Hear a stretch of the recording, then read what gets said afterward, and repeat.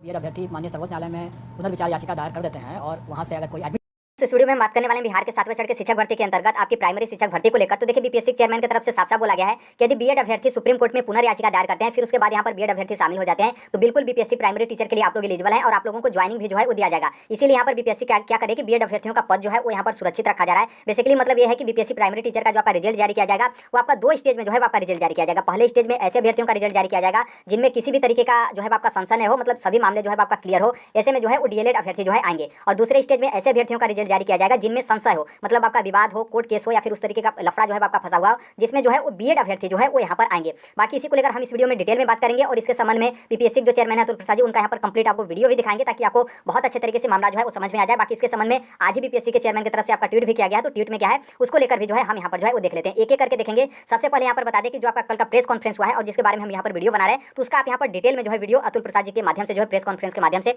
आप यहाँ पर कंप्लीट वीडियो जो है वो देख लीजिए। एक बड़ी समस्या जो आ गई है, बड़ा समस्या जो उत्पन्न हो गया है वो बीएड अभ्यर्थियों की पात्रता को लेकर के हो गया। इसका मतलब यह हुआ है कि हम रिजल्ट निकालने के समय तक हो सकता है कि यह संशय दूर न हो, तो ऐसी स्थिति में हमको इनका रिजल्ट को तो वैसे भी रोक के रखना पड़ जाएगा। अगर वो संशय अगर मान लेते हैं कि वो बीएड अभ्यर्थी माननीय सर्वोच्च न्यायालय में पुनर्विचार याचिका दायर कर देते हैं और वहाँ से अगर कोई एडमिट हो जाता है वो, तो हमें उसके लिए प्रतीक्षा करना पड़ेगा। तो ऐसी स्थिति में हम रिजल्ट जो निकालेंगे वो हम लोग 2 चरणों में एक तरह समझें कि आप निकालेंगे। पहले चरण में जो क्लियर कट मामले हैं उनके मामले को निकालेंगे और दूसरे चरण में जो जिनका मामला डाउटफुल अभी है उन डाउटफुल मामलों को हम मेरिट लिस्ट तो कॉमन बना करके रखेंगे ही रखेंगे, लेकिन हम उनका डिक्लेयर नहीं करेंगे जब तक कि उनका वो संशय दूर नहीं हो जाता, उनकी पात्रता के विषय में जब तक दूर नहीं हो जाता है। उनके लिए हम पद सुरक्षित रख सकते हैं लेकिन उनको हम डिक्लेयर नहीं करेंगे। आपने यहाँ पर वीडियो देखा होगा, वीडियो देखने के बाद यहाँ पर समझ गए होंगे कि उनके कहने का मतलब क्या है। और ये जो आपका ट्वीट है जो कि आज का ट्वीट किया गया 11:06 पे 19 अगस्त, जो कि 19 अगस्त आपका आज ही है। इस ट्वीट का आप हिंदी रूपांतरण यहाँ पर देखेंगे तो यहाँ पर देख सकते हैं इनकी तरफ से कहा गया है कि जीवन का अधिकार जो है आपका एक मौलिक अधिकार है। यदि एक सक्षम प्राधिकारी ने आजीविका कमाने के लिए एक रोड मैप निर्धारित किया और बाद में वह सड़क अचानक जो है आपकी बंद कर दी गई, तो उस सड़क पर फंसे लोग सम्मान के साथ कैसे रहेंगे? यहाँ पर क्वेश्चन मार्क। कुछ निकासी योजना होनी चाहिए, यहाँ पर भी क्वेश्चन मार्क। और उन्हें मार्ग की अनुमति दी जानी चाहिए, यहाँ पर भी क्वेश्चन मार्क है। मतलब यहाँ पर क्या है कि यदि आप थोड़ा सा साधारण भाषा में, यदि मेरे भाषा में समझना चाहेंगे तो यहाँ पर आप समझिएगा। उनके तरफ से यहाँ पर यही कहा गया है कि जो व्यक्ति है, व्यक्ति को जीवन जीने का अधिकार जो आपका दिया गया है वो भी आपका मौलिक अधिकार है। कल का जो उनका मतलब पूरा भाषण था, जो प्रेस कॉन्फ्रेंस था, उसका भी हम यहाँ पर डिटेल जो है आपकी ऐड करें। और ये जो आपका राइट टू एजुकेशन है, इससे पहले जो है आप लोगों को जीवन जीने का अधिकार जो है वो मिला था, जो कि यहाँ पर बीएड अभ्यर्थियों को प्राइमरी शिक्षक भर्ती में शामिल करने को लेकर उनके जीवन जीने का अधिकार था, उनका जो आपका भरण पोषण है उनका उसका जो है आपका अधिकार था, और एक तरीके से आपका जो आगे का रास्ता हो या फिर जो आपका फ्यूचर हो उसका यहाँ पर जो है आपका आप लोगों को अधिकार मिला था। और ये अचानक जो है आपके रास्ते सुप्रीम कोर्ट की तरफ से जो है आपके बंद कर दिए गए और आपको लगता है कि आप अपना जीवन नहीं जी पाएंगे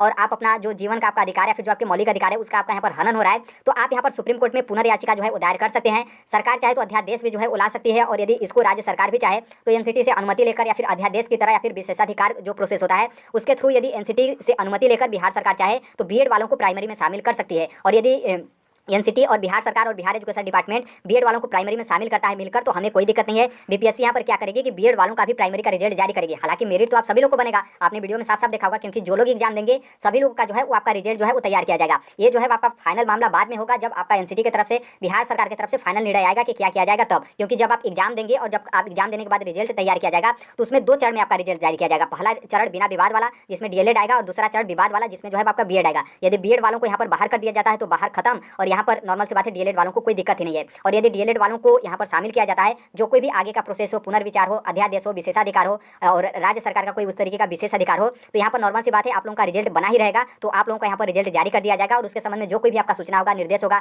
क्या उसके अलावा आपको कोई और कोर्स या फिर कुछ XYZ जो कुछ भी निर्णय होगा आपको वहाँ पर पता जो है वो चल जाएगा। बाकी जो बीपीएससी चेयरमैन है अतुल प्रसाद जी, उनकी तरफ से ये भी बात कहा गया था कि बीएड वाले अभ्यर्थी यदि कोर्ट में जाते हैं किस लिए? मौलिक अधिकार के लिए, कि हमारा यहाँ पर सुप्रीम कोर्ट की तरफ से मौलिक अधिकार का हनन किया गया है बीएड अभ्यर्थियों को प्राइमरी से बाहर को लेकर, और हमारे जीने का जो रास्ता है वो यहाँ पर छीन लिया गया है। तो आपको लगता है कि यदि मौलिक अधिकार का आपका हनन हो रहा है तो यहाँ पर जो आपका पुनर्विचार याचिका है उसके थ्रू आप लोगों को यहाँ पर क्या किया जाएगा कि बीएड में शामिल किया जाएगा। लेकिन उनके तरफ से ये भी बोला गया कि जो डीएलएड अभ्यर्थी हैं उनका भी मौलिक अधिकार है, और सुप्रीम कोर्ट यहाँ पर बीएड वाले अभ्यर्थियों को शामिल कर भी लेती है, तो इसका मतलब साफ है कि जो प्राइमरी जो डीएलएड अभ्यर्थी हैं उनका यहाँ पर मौलिक अधिकार का हनन हो जाएगा, क्योंकि प्राइमरी वाले और डीएलएड अभ्यर्थी सिर्फ 1 से 5 तक एलिजिबल होते हैं, और जो बीएड अभ्यर्थी होते हैं वो आप कक्षा 10वीं तक 10वीं से एलिजिबल भी होते हैं, मतलब कक्षा 6वीं से लेकर 12वीं तक जो है आप लोगों को एलिजिबल जो है किया जाता है। बाकी देखिए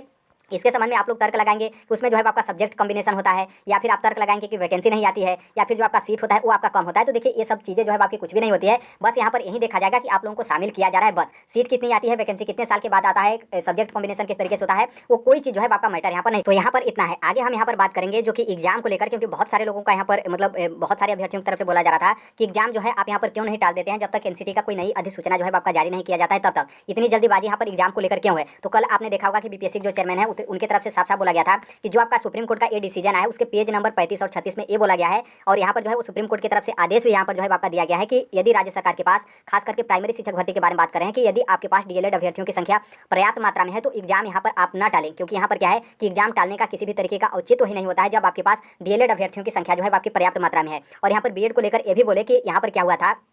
कि केवीएस में जो है वो टीचर की कमी हो गई थी, तो उस टाइम पे केवीएस की तरफ से क्या किया गया था कि एनसीटी की तरफ से जो है आपका अनुमति मांगा गया था कि हमारे पास अभी जो प्राइमरी टीचर है उसमें डीएलएड अभ्यर्थियों की जो है वो संख्या की कमी है, टीचर की कमी है। तो यहाँ पर क्या किया गया था कि एनसीटी की सहमति से, हर एक चीज़ की सहमति से एनसीटी अपना नई अधिसूचना जो है वो जारी की थी कि बीएड वाले अभ्यर्थियों को ब्रिज कोर्स करा के प्राइमरी में जो है वो शामिल किया जाए। लेकिन उस समय भी आपकी शिक्षकों की कमी थी। लेकिन अब यहाँ पर क्या है कि अब नॉर्मल सी बात है, आप सभी लोग देखेंगे हर एक स्टेट में, बिहार की भी आप बात करेंगे तो जितनी वैकेंसी है उससे 5 गुना अधिक जो है वो डीएलएड अभ्यर्थियों की संख्या है। तो इसलिए यहाँ पर सुप्रीम कोर्ट की तरफ से उसी निर्णय में जो आपका डिसीजन हुआ है, उसी डिसीजन में ये भी बोला गया है, निर्णय लिया गया है राजस्थान वाले मैटर को भी शामिल करते हुए कि यदि जब आपके पास प्राइमरी टीचर के लिए डीएलएड अभ्यर्थियों की संख्या जो है पर्याप्त मात्रा में है तो यहाँ पर बीएड अभ्यर्थियों को ब्रिज कोर्स करा के प्राइमरी में शामिल करने का किसी भी तरीके का औचित्य नहीं है, क्योंकि ये लोग प्राइमरी के लिए एलिजिबल नहीं है। और इसी चीज को मामले को लेकर सुप्रीम कोर्ट ने अपना फाइनल डिसीजन दिया था और प्राइमरी से बीएड वाले अभ्यर्थियों को जो है अपात्र घोषित किया था, बस इस वाले मैटर में कि जब आपके पास डीएलएड की संख्या पर्याप्त है तो बीएड वालों को ब्रिज कोर्स करा के आप लोग यहाँ पर प्राइमरी में क्यों शामिल कर रहे हैं, क्योंकि उस टाइम पे शामिल करने का बस यही मकसद था, क्योंकि उस टाइम पे शिक्षकों की कमी थी, तो उस टाइम पे बीएड वालों को ब्रिज कोर्स करा के शामिल किया जाता था। अब ऐसा जो है मत करिए, इसलिए यहाँ पर इस तरीके का सुप्रीम कोर्ट का जो है आपका निर्णय है। आज का जो न्यूज़पेपर है इसमें जो आपका महत्वपूर्ण है उसको लेकर आप यहाँ पर देख सकते हैं। यहाँ पर क्वेश्चन जो है आपका किया गया चेयरमैन से कि क्या बीएड अभ्यर्थियों के रिजल्ट पर जो है आपका प्रभावी पड़ेगा, मतलब क्या बीएड अभ्यर्थियों के रिजल्ट पर प्रभाव जो है आपका पड़ेगा। तो यहाँ पर बोला गया है हाँ, जब तक एनसीटी की अधिसूचना के आधार पर सरकार का कोई स्पष्ट गाइडलाइन नहीं आ जाएगा तब तक के लिए वैसे बीएड अभ्यर्थी जो कक्षा 1 से 5 तक के लिए आवेदक हैं रिजल्ट जो है आपका रोका जाएगा। हालांकि रिजल्ट बीएड और डीएलएड दोनों का एक साथ जो है आपका तैयार किया जाएगा। डीएलएड वालों का निर्धारित समय पर ही जो है आपका रिजल्ट जारी किया जाएगा, जो कि इसके ऊपर हमने बहुत अच्छे तरीके से बता दिया था कि जो बीएड अभ्यर्थी हैं और जो डीएलएड अभ्यर्थी हैं सबका यहाँ पर रिजल्ट जो है आपका तैयार किया जाएगा। मतलब आप पेपर देंगे, आपका रिजल्ट बनेगा, आप बाहर होंगे या फिर अंदर होंगे, या आपका जब आपका डॉक्यूमेंट्स वेरिफिकेशन होगा उस टाइम पे जो है आपका जांचा जाएगा। इसीलिए 2 स्टेज में आपका यहाँ पर रिजल्ट मतलब आपका वेरिफिकेशन हो या फिर रिजल्ट जो है वो जारी किया जाएगा। एक स्टेज में बिना विवादित डीएलएड और दूसरे स्टेज में आपका विवादित, जिसमें बीएड या फिर आगे आने वाले समय में हो सकता है कि कोई और विवादित आपका मामला हो जाए। तो इस तरीके से आपका रिजल्ट जो है वो जारी किया जाएगा। बाकी यहाँ पर बता दें कि जो चेयरमैन है उनका हमने कंप्लीट वीडियो देखा तो उनकी तरफ से ये भी बोला गया था कि जो बीएड अभ्यर्थी हैं वो यहाँ पर एग्जाम भी देने जाएं, ताकि हो सकता है कि बाद में किसी भी तरीके से, क्योंकि देखिए अभी सुप्रीम कोर्ट का जो आपका डिसीजन आया और एनसीटी ने जो आपका एनसीटी का जो ऑफिशियल वेबसाइट है वहाँ पर देखेंगे तो सुप्रीम कोर्ट का जो ऑर्डर है उस ऑर्डर को जो है आपका अपलोड कर दिया गया है। तो यहाँ पर क्या है कि अभी तक वर्तमान की देखेंगे तो बीएड वाले प्राइमरी से बाहर हैं, ये सबको पता है। और एनसीटी का अधिसूचना खारिज करने के बाद हर एक रास्ता आपका बंद हो गया, चाहे सीटेट को लेकर, ब्रिज कोर्स को लेकर, या फिर जो आपके रास्ता थे सभी चीज जो है आपके बंद हो गए सुप्रीम कोर्ट के निर्णय के बाद। लेकिन हो सकता है कि कोई उस तरीके का निर्णय जो है वो सरकार ले हो सकता है कि कोई इस तरीके का संशोधन करे कि बीएड वालों को यहाँ पर प्राइमरी में शामिल कर ले, तो बाद में जो है आपको किसी भी तरीके का पछतावा न हो। इसलिए आप लोगों को पेपर देने जो है वो जाना चाहिए, ऐसा चेयरमैन की तरफ से जो है कहा गया था। आप उनका वीडियो भी देखे होंगे कंप्लीट, तो आपने जो है वो सुना होगा। बाकी उनकी तरफ से भी बोला गया कि यदि मान लीजिए बीएड अभ्यर्थियों को यहाँ पर रोक लगाया जाता है तो यहाँ पर नॉर्मल सी बात है रोक लगाया जाता है तो उनका ये जो 3 अटेम्प्ट आपको दिया गया है बीपीएससी टीचर में शामिल होने को लेकर, तो आपका एक अटेम्प्ट जो है वो समाप्त नहीं होगा, बल्कि तीनों के तीनों जो है आपका यहाँ पर बचा रहेगा। और बाकी आप लोग बाकी इसके अलावा आप लोगों का मतलब यहाँ पर आप फेल हो जाते हैं, फिर डीएलएड अभ्यर्थी हैं या फिर आप लोग को शामिल किया जाता है तब आपका एक अटेम्प्ट माना जाएगा। यदि आप लोगों को बाहर कर दिया जाता है तो आप लोगों का एक अटेम्प्ट जो है काउंट नहीं होगा, 3 के तीनों अटेम्प्ट जो है आपका बचा रहेगा। तो आई होप यदि ओवरऑल देखेंगे तो देखिए थोड़ा सा संशय की स्थिति है, लेकिन इनकी तरफ से ये भी रास्ता जो है वो दिया जा रहा है पुनर्याचिका को लेकर, अध्यादेश को लेकर, और स्टेट का जो गवर्नमेंट है उसके हो सकता है कि कोई विशेषाधिकार हो उसको लेकर बीएड वालों को प्राइमरी में शामिल करने को लेकर। लेकिन उनके बीपीएससी चेयरमैन की तरफ से ये भी बोला जा रहा है कि जब संख्या पर्याप्त है डीएलएड अभ्यर्थियों की तो बीएड अभ्यर्थियों को ब्रिज कोर्स कराकर प्राइमरी में शामिल करने का किसी भी तरीके का औचित्य तो नहीं है, ऐसा जो है सुप्रीम कोर्ट का डिसीजन है। तो देखिए बीपीएससी जो चेयरमैन है उनकी तरफ से पूरा कंप्लीट ओवरऑल वाला वीडियो देखेंगे तो यही निर्णय निकलेगा कि जो सुप्रीम कोर्ट का डिसीजन है वही आपका फाइनल डिसीजन रहेगा। बाकी अब आगे आने वाले समय में अब क्या होता है वो तो आगे ही बाद में जो है आपका पता चलेगा। बाकी जितने भी लोग पेपर देने जा रहे हैं 3-4 दिन का समय बचा हुआ है, आप लोग दिन रात एक करके जो है वो तैयारी करिए। बाकी आप सभी लोग को ऑल द बेस्ट। जितने भी कैंडिडेट अभ्यर्थी पेपर देने जा रहे हैं आप लोग बहुत अच्छा करके आए और आप सभी लोग का जो है यहाँ पर सिलेक्शन हो जाए। बाकी टेलीग्राम से भी आप जुड़ जाएगा, जो कोई भी अपडेट होगा, इन्फॉर्मेशन होगा, और टेलीग्राम पे बहुत सारे लोगों को डाउट है, जैसे आपका 21 तारीख को एग्जामिनेशन सेंटर का डिटेल जो है आपका आ जाएगा, तो आप वहाँ से जुड़ सकते हैं। बहुत सारे अभ्यर्थी आपके एग्जैक्ट एग्जामिनेशन सेंटर लोकेशन या फिर उसका रास्ता जो है किस तरीके से है, तो वहाँ पर जो है आपको बता दिया जाएगा। तो टेलीग्राम से आप जुड़ जाएगा, कमेंट बॉक्स में जो है आपको टेलीग्राम का लिंक देखने को मिलेगा। बाकी आप भी CTET, UPTET, super TET, DSSB 7वें चरण का शिक्षक है, आप यहाँ पर कुछ थोड़ा बहुत हो सकता है कि आपको समझ में आए। बाकी नॉर्मल सी बात है, यहाँ पर बहुत सारे अभ्यर्थी नाराज हो जाते हैं। बीएड वाले अभ्यर्थी होंगे तो मतलब उनका यहाँ पर कि मतलब पुनर्राज का आएगा, अध्यादेश आएगा, बीएड वाले शामिल हो जाएंगे। और जो डीएलएड वाले अभ्यर्थी वो नाराज हो जाते हैं कि क्या BPSC chairman Atul Prasad ji supreme court से बड़े हैं। तो देखिए, ये डायरेक्ट नहीं बोलेंगे हम शामिल कर लेंगे, थोड़ा सा इनका कंप्लीट बात को भी सुनिए। इनके तरफ से कहा गया कि हो सकता है कि यदि सुप्रीम कोर्ट में जाते हैं और स्टेट गवर्नमेंट इस तरीके से करती है और एनसीटी से सहमति के बाद सुप्रीम कोर्ट के निर्णय के बाद यदि शामिल किया जाता है, तब हम यहाँ पर शामिल करेंगे। अन्यथा ही अपने मन मर्जी जो है वो बीएड वालों को प्राइमरी में शामिल करके उनका रिजल्ट जारी करके उनको नौकरी नहीं देने वाले हैं। तो यही अपडेट है, बाकी जो कोई भी अपडेट होगा, इन्फॉर्मेशन होगा, हम शेयर कर देंगे। मिलते हैं अगले नेक्स्ट वीडियो में, तब तक के लिए thank you, bye bye, take care, all wait, thank you for listening, God bless you all, thank you.